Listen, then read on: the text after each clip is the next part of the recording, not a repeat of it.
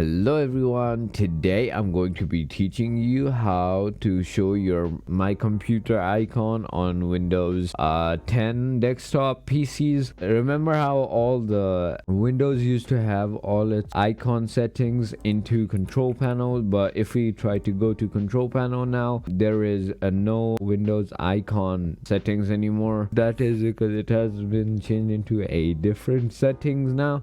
So basically all you have to do in order to have your My PC or this PC icon on your screen is you'll have to right click anywhere on the screen. Once you have done that, go down to personalize. As you can see, finally on personalize you will get this window, and on this window you want to go to themes and scroll all the way down, and as you can see there is a desktop icon setting. So go ahead and click on it and this small window will pop up, and finally here you can check mark all the icons you want to see on your screen. So basically if I want my computer, which is called this computer, this PC, click on computer and then click on apply, and as you can see it's here, it appears on my screen as well. If I want to get network, I can click on network and click on apply, and you can see again I got network over here. But if I don't want it again, I can like recheck it so that I can hide it all, and then finally click on apply, and as you can see it's all gone now. So it's pretty simple, and